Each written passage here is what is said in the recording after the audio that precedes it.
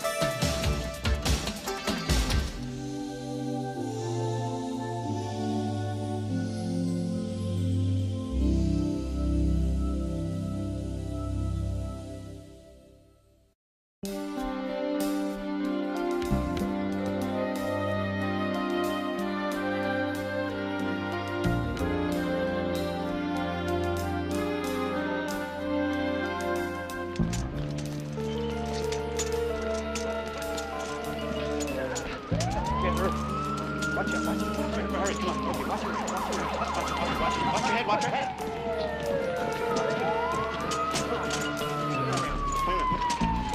Okay. Drop. Come on. Hurry. Get her. I'm going with her, okay? Sorry, sir. Against regulations. We're taking her to Pacific General. Wait a minute. What? Excuse me. You the gentleman that called about the accident? Yeah, but listen, I don't know how to... Get in the back. We'll take you to a hospital.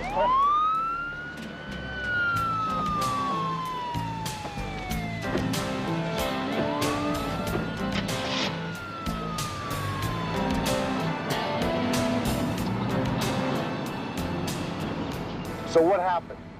Well, it sure as hell was no accident. We pulled up alongside Neil Banion's boat to warn him about wind conditions off Catalina. How far out were you? About 4 miles southwest of the marina. Neil decided he'd go on to Catalina anyway. He hadn't moved 10 feet when wham, his boat blew up. Well, what makes you so sure that it wasn't an accident? Diesel doesn't explode like that. And the explosion was forward. It was nowhere near the fuel tank. That explosion was man-made. Now, was Neil on this boat by himself? Looked like it. My wife asked where Paula was, and Neil said he guessed she was at home. He said it like he didn't give a damn where she was. Paula is Neil's wife. Well, so what happened to your wife? Our boats were only about 30 feet apart when Neil's boat blew up, and a piece of flying metal hit Dorothy on the side of her head. And she was unconscious up until a few minutes. Listen, can we talk about this later at the hospital? Yeah, sure.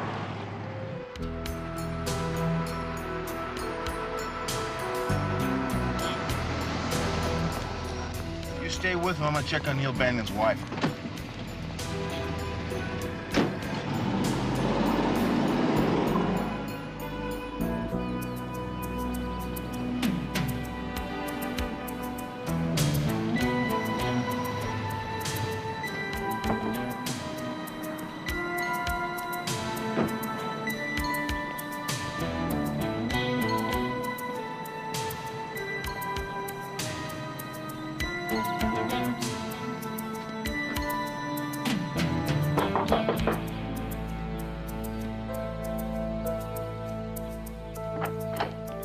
How do you do? Sergeant Hunter, Metropolitan Police Department.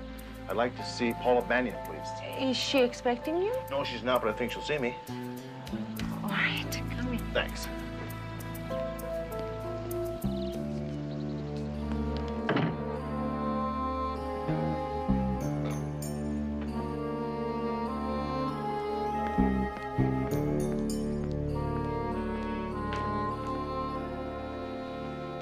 Paula Banyan?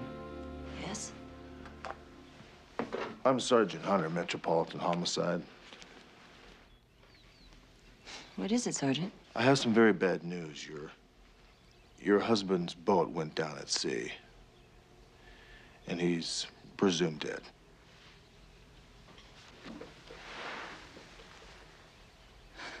How? Well, according to a Steve Cardokas, whom I believe you know, Yes, I do. the boat exploded, and he feels as though it was not an accident.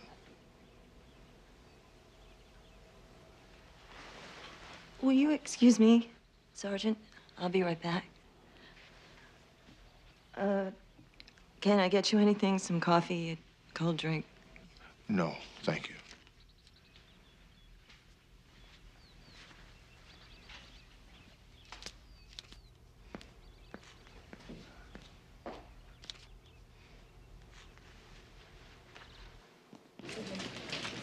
Physical therapist to 4 West. Physical therapist to 4 West. Sergeant, my wife's gonna be all right. She has a skull fracture, so she's gonna be in here for a while, but the doctors say she's out of danger. That's great. I'm glad to hear it. Thanks. If you have any more questions, go ahead, because I'm gonna be staying right here. As a matter of fact, I do. Assuming that this was not accidental, can you think of someone, anyone, that might have wanted to have killed Neil Banyan? No, but see, we weren't real close friends. We only saw them at the marina or out at Catalina. Well, did they seem like a close couple to you? Dr. McFadden's discharge planner. Yeah. Yeah, I mean, we thought they were a great couple. Discharge planner. They were really in love. We liked them.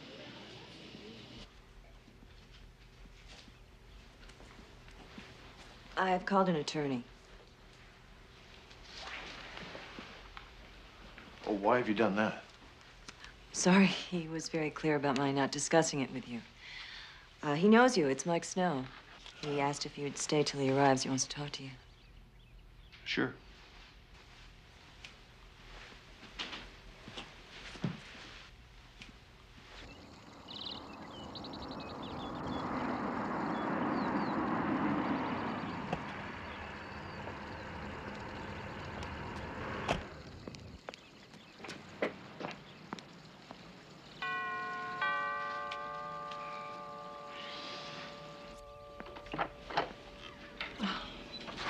Mrs. Banyan's expecting me. Please come in. Paula. Mike, thanks for coming so quickly. I'm so sorry. Are you okay? Where's Hunter? Rick. Hi, Mike. How are you? Very well. Thanks for waiting. Huh? What happened that makes Neil's death a case for homicide? Well, his boat blew up about 4 miles offshore. The witness said that the explosion looked man-made. Is that all you've got? One man's opinion that it was not an accident? So far, that's all I have, yeah. I see. Are you here because my client is a suspect? I came here to tell her what had happened. Then she called you. She's behaving like a suspect.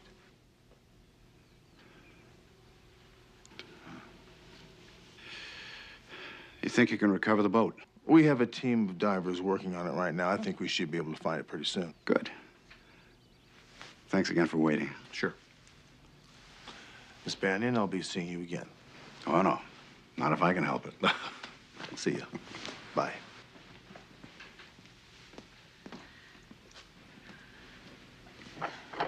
He's right, you know. Your calling me does look suspicious. But I'm glad you did. You probably had a good reason. I do.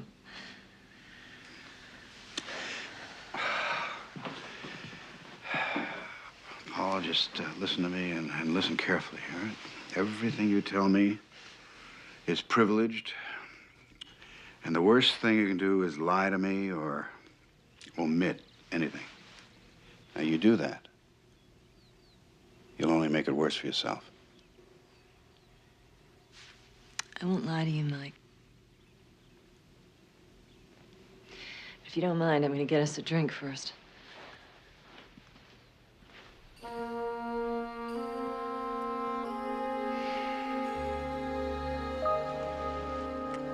Thanks, McCall. That helps out. Lincoln 5-6 clear.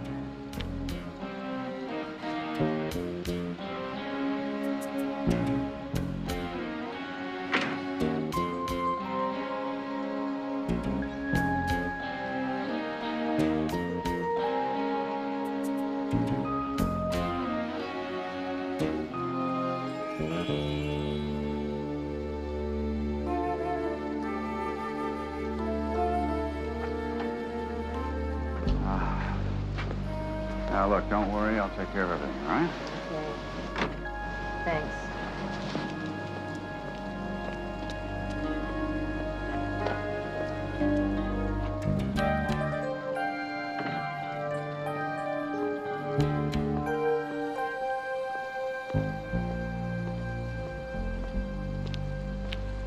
You waiting for me? Or you want another shot at my client? Both. I got a surprise for you. You can talk to her anytime you want. Are all your clients innocent, Mike? Oh, no. But this one is. She called me because 3 weeks ago, he accused her of cheating on her. Said he was going to get a divorce. Now, when she asked him who she was supposed to be cheating with, he had nothing to say. I mean, it was just crazy suspicion. Now, she figured he'd realize he was wrong, and they'd kiss and make up. And then you come here waving your homicide badge around and saying Neil's dead. Under those conditions, I'd call me myself. I just received a message from Sergeant McCall. They found the boat. And Neil's body? What was left of it, as well as a $4 alarm clock used in the explosive device. So it was no accident? Right. Was he alone on the boat? It seems that way. Thanks. Excuse me. I want to tell Paul about this.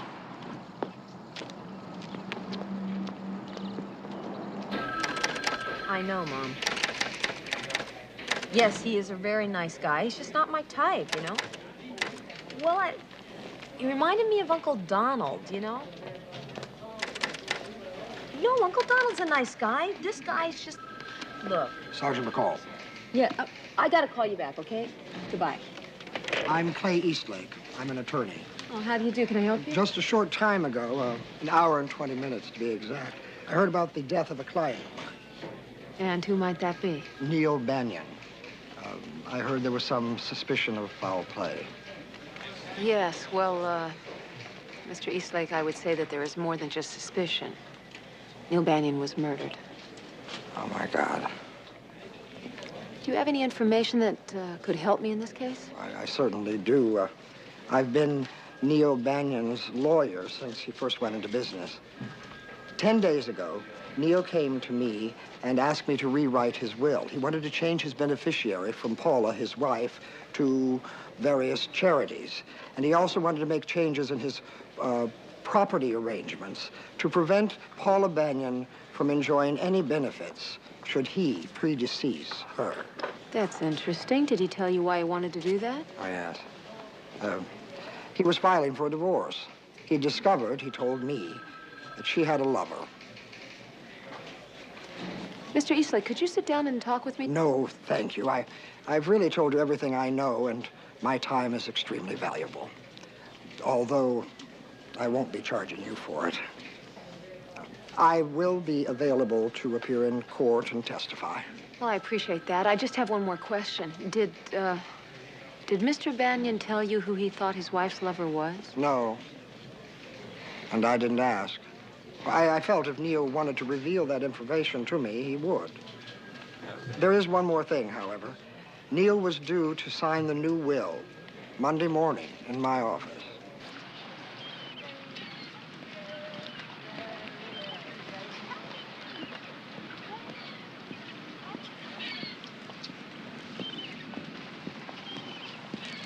Nice boat. Yours? Uh-huh. Sergeant Hunter, Metropolitan Homicide. Reba Schofield, housewife. Ask you a couple questions? About what happened to Neil Banyan, right? Right. Come aboard. We're looking for somebody who might have seen someone board his boat last Friday. Well, Sergeant Hudson, you have come to the right person. Sergeant Hunter. Hunter, right. I was aboard Friday night from about 8 o'clock till 4 a.m. Let's go aft. We can keep this more private. Certainly. Can I fix you a drink? Not for me, thanks. Well, I'll fix a small one for myself. I'm a social drinker. That's why we call this boat the Swallow. I came up on deck about 2 a.m. Friday. Well, actually Saturday morning. And I saw someone coming from the direction of Neil Banyan's boat. Did you tell who it was? No, not at first. She was wearing a dark sweater, dark pants, dark scarf around her head.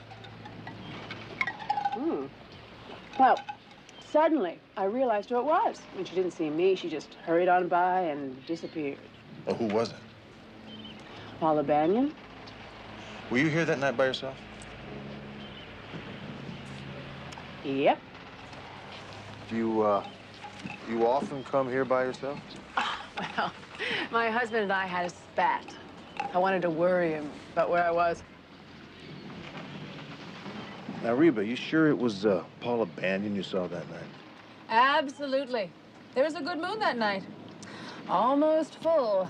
Hey, who the hell are you? Sergeant Hunter, Metropolitan Police. I'm investigating the death of Neil Banyan. Hey, did you tell him about Paula Banyan coming down here in the middle of the night? Yep. Did you know the Banyans very well? We say hello. They're very friendly people, both of them.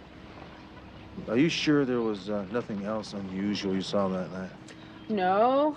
Chet came down and found me about, 3:30. And, well, then we made up and went home. Okay. Well, I may need to come back and talk to you guys again if that's okay. Oh, just fine. Thanks.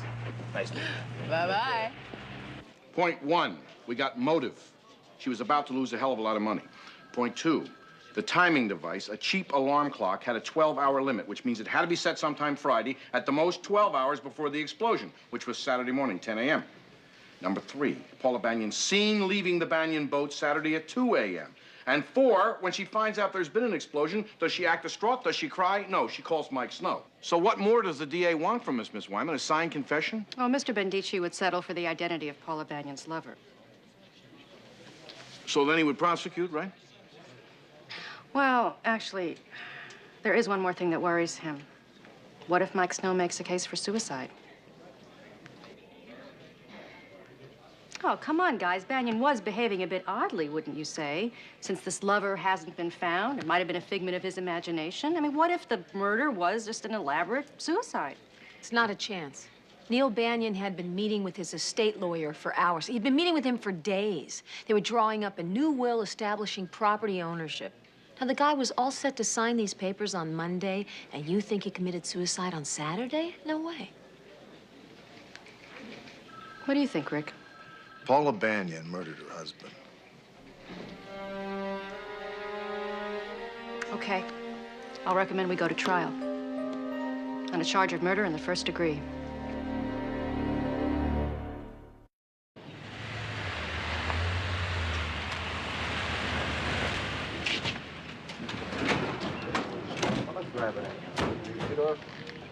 Tell us why I wanted to go out. But the real reason I wanted you here was for that. Snow is much so right on it. Focus on ready. Yeah. Okay. Yes, but what we're gonna have to do is actually. Here she comes.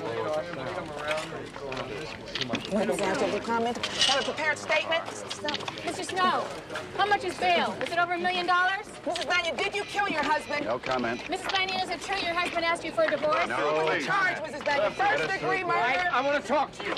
Wait a minute. I want to talk. I'll talk to him. I'll talk to him. Why didn't you return my phone calls? I've been busy. I've been in court. You had plenty of time to run around asking insinuating questions about me, most of them damn close to slander. Now, why didn't you just come to me? I've got nothing to hide. Good. I'll meet you in your office in about an hour. Mrs. Banyan, did you kill your husband?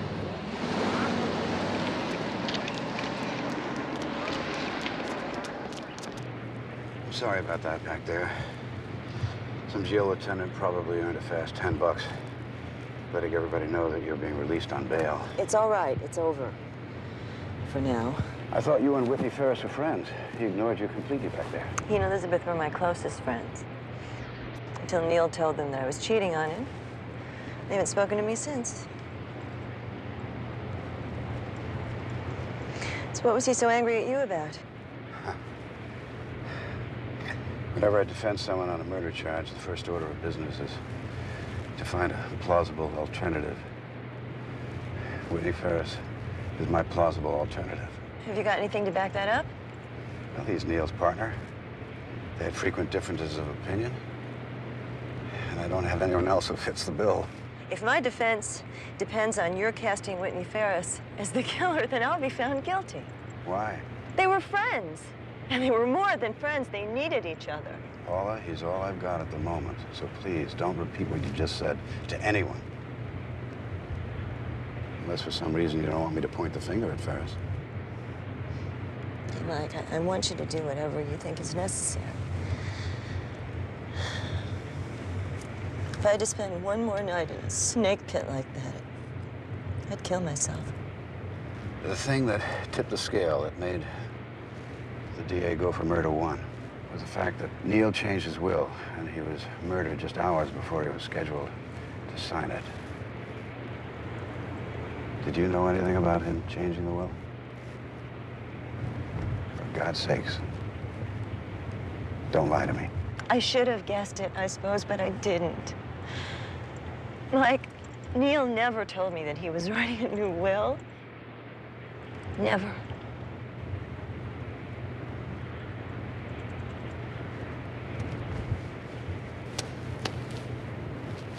We're gonna win this case. You got my word on it. You may cross-examine the witness, Mr. Snow. Thank you, Your Honor.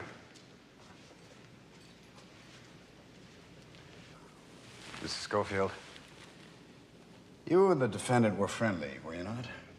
Yes, we were. You had lunch together on more than one occasion. Yes, we have.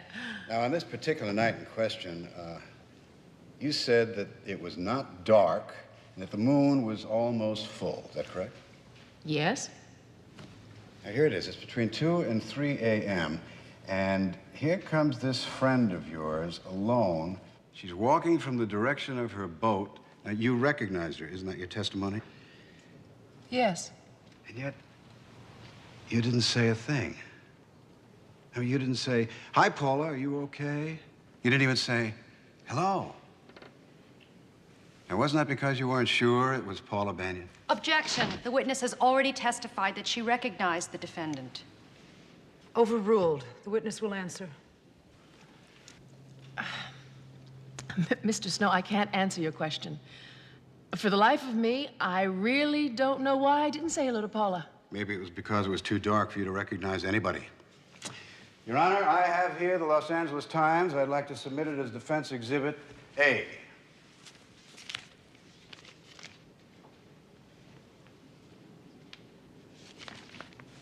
Now, Mrs. Schofield, if you'll note here, this is the day in question. The moon was not almost full. As a matter of fact, it was the final 2 days of the last quarter. It was just a sliver, a very dim source of light. I don't see how you could have recognized anybody. Thank you, Your Honor. I have no further questions. Any redirect, Miss Wyman? Yes, Your Honor. Mrs. Schofield, you saw Paula Banyan clearly enough that night to know who it was, didn't you? Yes, I did. I truly believe that I did. And at no time, while you were preparing Neil Banyan's divorce action against the defendant, was the name of this alleged lover revealed to you? Mr. Banyan chose not to reveal who it was. Now, as a divorce lawyer, don't you find that rather peculiar, Mr. Talbot? Objection. Calls for a conclusion. Sustained. I have no further questions for this witness. Yes, my partner and I were assigned to the case as soon as we were informed that Neil Banion's boat had sunk. And you were informed, were you not, that Neil Banion had told the defendant that he was divorcing her because she, quote, had a lover? Yes. Did you consider the identity of the lover important to the case?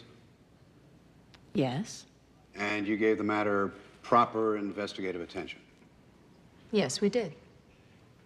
Would I be correct in saying you gave it a great deal of attention? Yes, we gave it a considerable amount of time. Come on now, Sergeant McCall. Didn't you feel the identity of this lover was important enough to have a major bearing on the case? We felt that it did have a bearing on the case, yes. Not a major bearing? Your Honor, counsel is badgering the witness. Now, Sergeant McCall has answered this question twice. No, I think Mr. Snow's intention is both clear and proper. I would like you to be fully responsive to the question, Sergeant. We felt that it was an important aspect to the case, Your Honor. Thank you, Sergeant. So the jury can therefore assume that you gave a considerable amount of investigative time to this matter. Correct. But you never found this alleged lover, did you? No. So to the best of your knowledge, there is no such person, is there? Objection, objection. Sustained. The jury will disregard defense counsel's last question.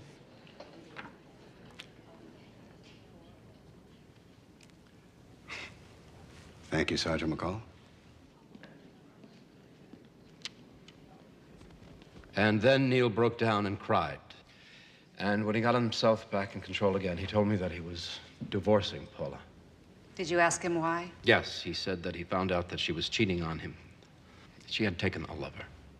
Did you ask him who this man was? Yes, but he shook his head and said, Whit, I don't want to talk to you about him, not even with you.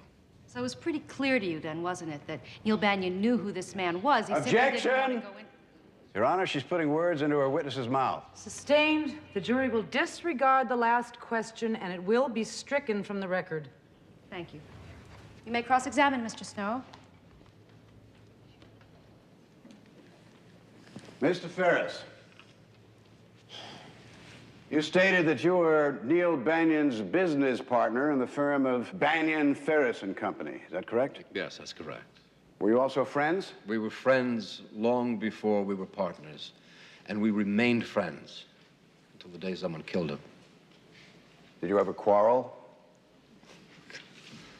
Of course we quarreled. We were in business together, very successfully. Neil was very conservative, I was very ambitious and aggressive, and they made for very productive differences. These were verbal differences, heated discussions over policy? Yes, that's right.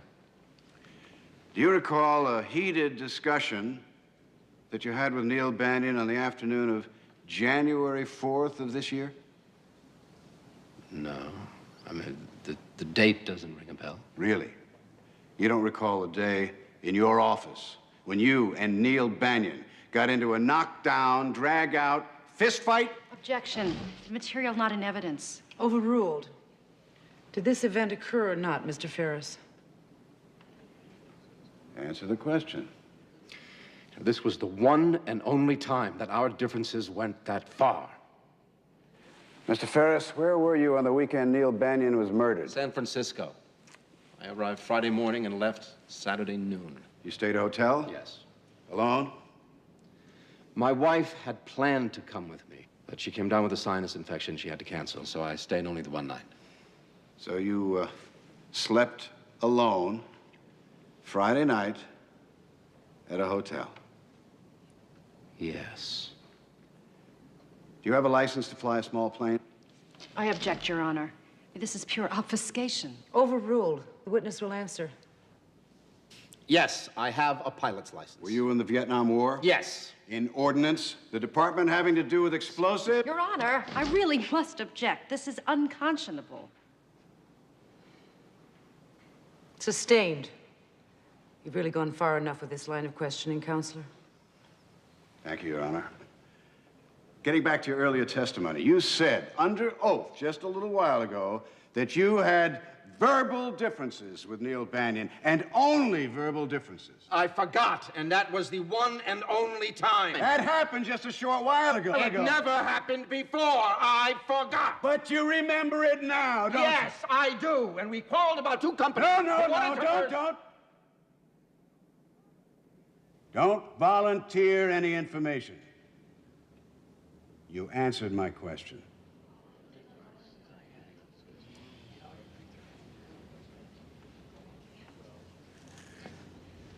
Finish with your witness. Any redirect, Miss Wyman?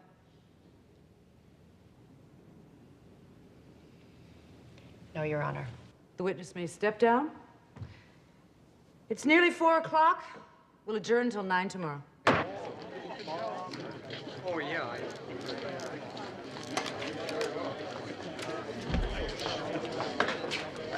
Those comments, I wish I could talk. Anything goes, doesn't it, you bastard? Whatever it takes to win, right? Anything. What do you care if someone else looks like a killer? It's Well, I care, and I'm not gonna let you get away with it. Break it up! Knock it off, will you? Relax. You want to press charges on this guy? No, just let him go. It's all an act. An act! See you later. You gonna be a good boy if I let you go? Yes. Look, the man practically accuses me of killing my best friend. So I lost my head, all right? I'm sorry. Come on, Elizabeth, let's get out of here.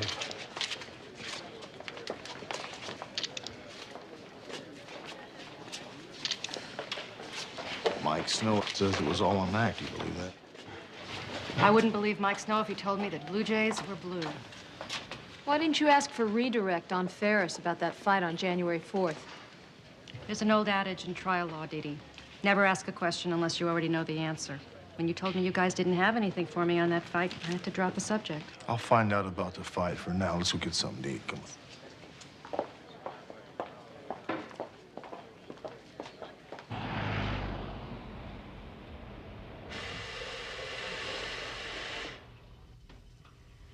You two don't have to wait, you know. The jury could be out all night. No, we have to wait to see what the outcome is. Henry and I made a bet on it. You went hog wild, bet a whole $1. So you still think she's guilty, huh?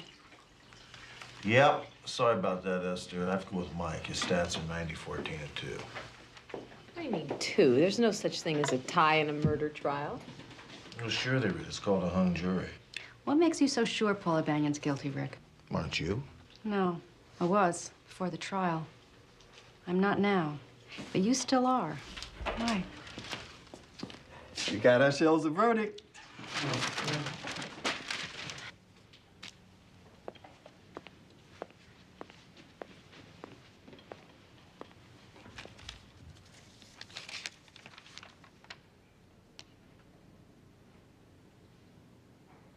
The clerk will read the verdict. The defendant will please stand.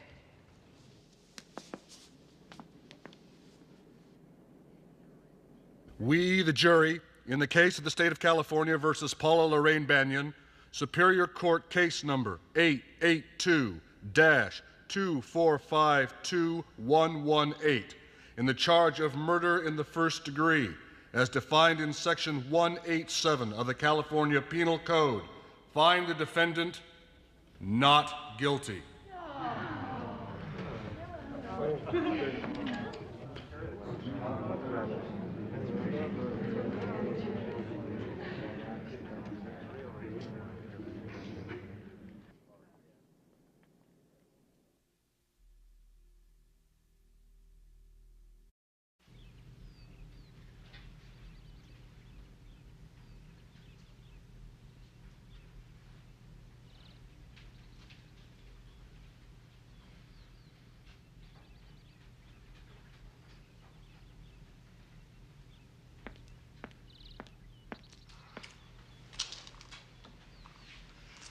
I was certain I'd never have to see you again, Sergeant Hunter.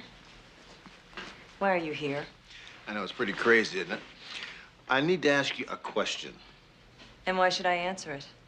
I'd like to forget the ordeal you put me through, and seeing your face only reminds me of it. Well, that really surprises me. I would think you'd do everything possible to help us find the person that murdered your husband. What do you want? Tell me about the fist fight your husband got into with Whitney Ferris. I don't know anything about it. Well, someone told Mike Snow about it. Oh, why don't you ask Mike Snow? Because I'm asking you.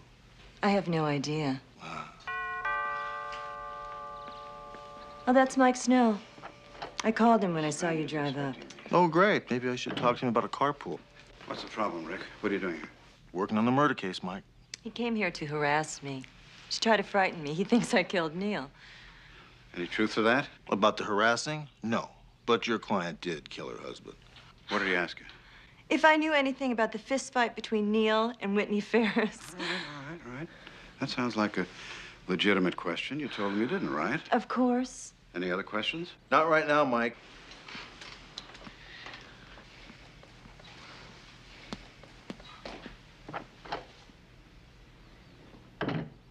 He's lying. He thought I was guilty from the first day he came into this house, and he is never going to leave me alone. Paula, whatever Hunter thinks doesn't mean one damn thing. There's nothing he can do to you. You've been tried and acquitted. You could go on television, tell the whole city that you killed your husband. There's nothing Hunter or anyone else can do about it. I want a restraining order, a court order to keep that man away from me. Paula, what is it? What's the matter? That man, that cop! Look, if you can't keep him away from me, I'll find someone who can.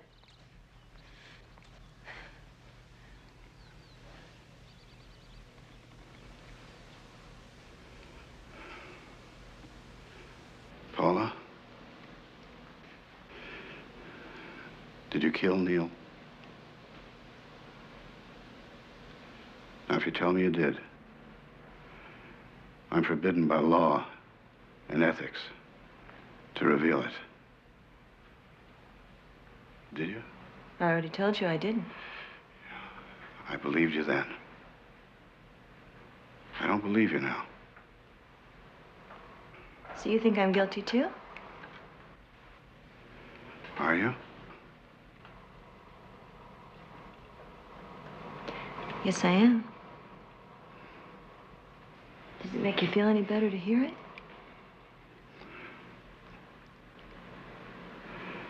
No. Make you feel any better to say it?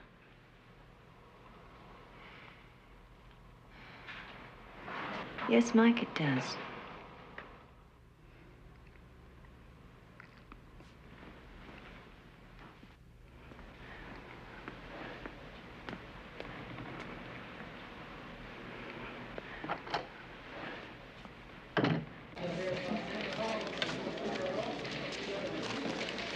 Charlie wants one of us to go to San Francisco to check on Whitney Ferris's movement on the night in question, so I'll need you to take me to the airport.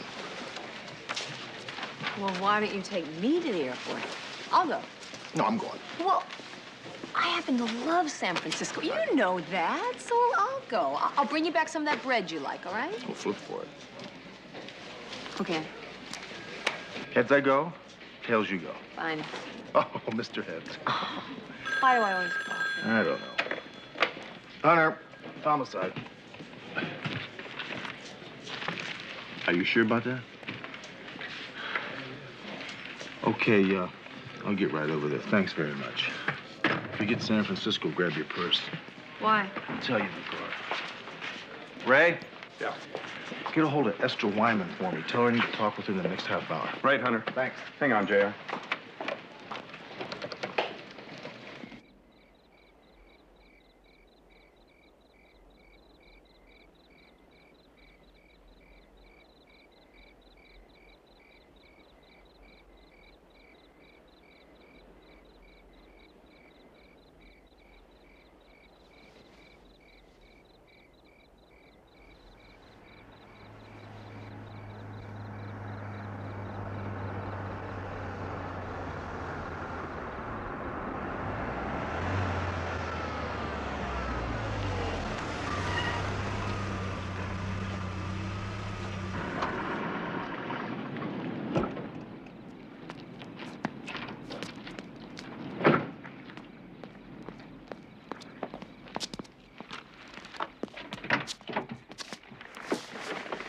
What are you doing here? I thought we agreed you'd go home and get some sleep. Yeah, that's right. We did agree on that, but instead... have brought you coffee, homemade chicken soup. We're talking this is good.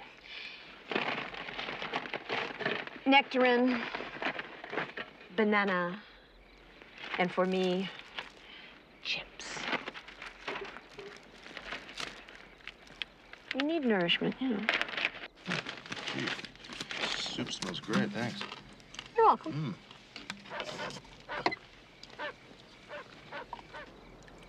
How long has it been since you turned out that bedroom light? 1:43 to be exact. So that would make us... Well, that's a whole big 60 seconds here. Right.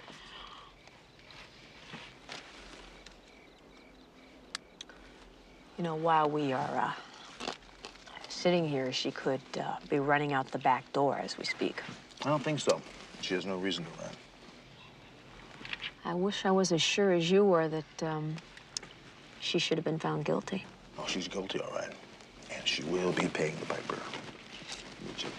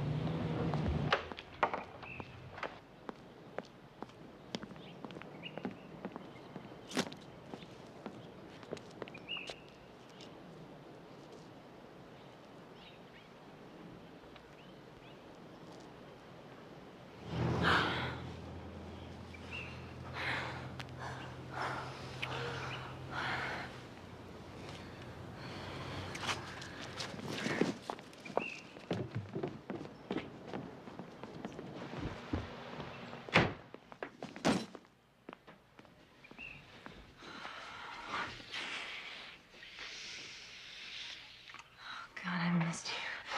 I was going crazy. So was I.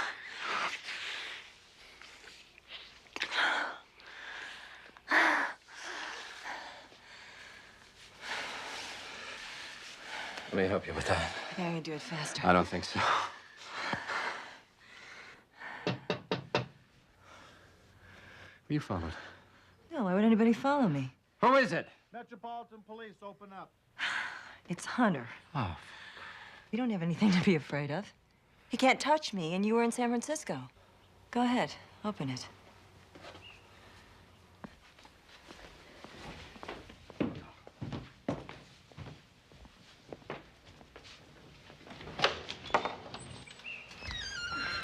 Hi, folks. What are you doing here? You've got no right to hound me like this. I'm not hounding you. I just have a warrant for your arrest. On what charge? Murder. Are you out of your mind? Why don't they teach you LA cops about double jeopardy? You have the right to remain silent, Mrs. Banyan. You too, Mr. Ferris. If you give up the right to remain silent, anything you say can and will be used against you in a court of law. This is police harassment. I'm going to call my lawyer, and I will sue you and your entire damn department. You have the right to speak with an attorney and to have the attorney present during questioning. If you so desire and cannot afford one, an attorney will be appointed for you without charge before questioning. Do you understand each of these rights as I've explained them to you? I was already tried and acquitted on that charge. Are you crazy? You can't arrest her for murder. That was a different charge and a different body. You see, Dorothy Kardokis, the woman in the other boat, died suddenly last night of a brain hemorrhage. And this time, I don't think we're going to have any problems at all proving Paula had a lover. Do you, Mr. Ferris?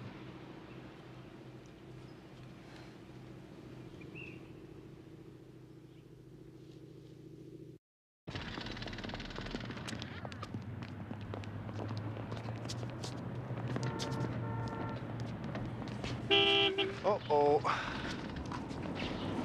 You know, I knew we'd see this guy again. Yep.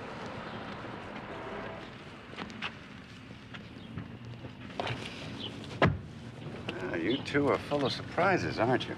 Yeah, always have, always will be. But, you aren't. You know, I kind of had a feeling we were going to run into you today. Oh? This time I'm betting against you. Well, then maybe I better tell you something first. I'm representing Whitney Ferris, not Paula Banyan. Why did you drop Paula? It's very simple. I don't care whether my clients are guilty or innocent. That goes with the job. But I do care whether they're honest with me. You know, I better go get Mr. Ferris out on bail. Excuse me. So what do you want to do here? You want to bet 20 bucks, 10 bucks, 5 bucks? What do you mean? Well, I'm taking Esther on this situation. No way. I'll take Esther, you take Mike. I'm giving you Mike. I don't want Mike. I want Esther. I'm not going to bet like that. What do you think? Being a novice bettor like you are, No. I'd take Mike if I were you. I'm not, I'll take Esther. It's good for your, all right. I'm taking Esther. Okay, we'll flip for it. I don't want to flip for it. I'm telling you.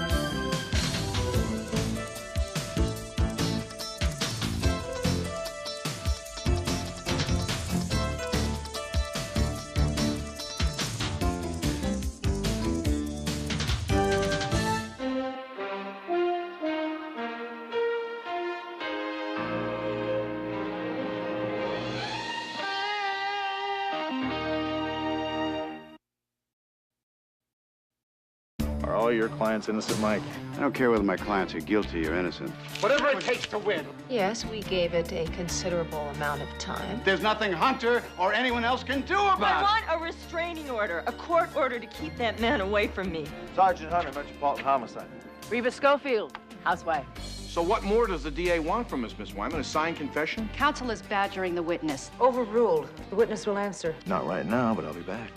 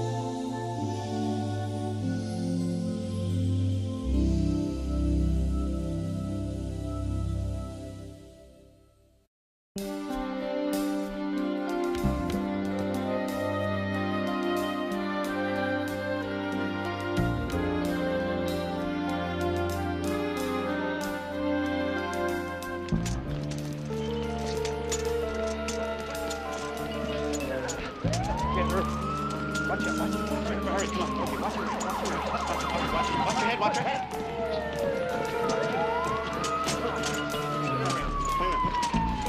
Okay. Drop. Come on. Hurry. Get her in. I'm going with her, okay? Sorry, sir. Against regulations. We're taking her to Pacific General. Wait a minute. What? Excuse me.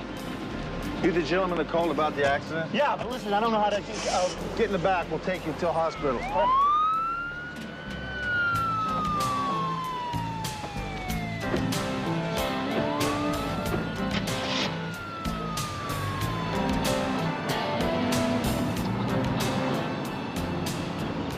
So what happened? Well, it sure as hell was no accident.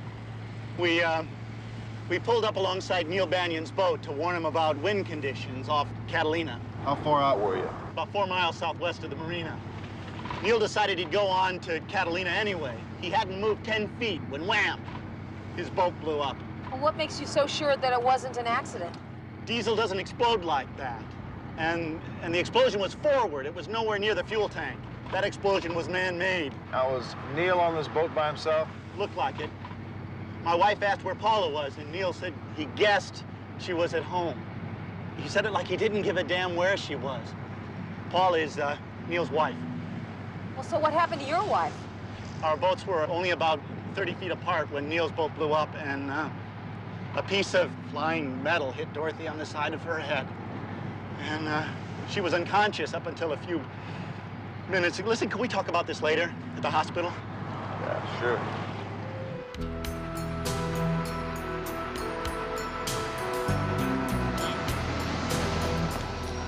You stay with him. I'm gonna check on Neil Banion's wife.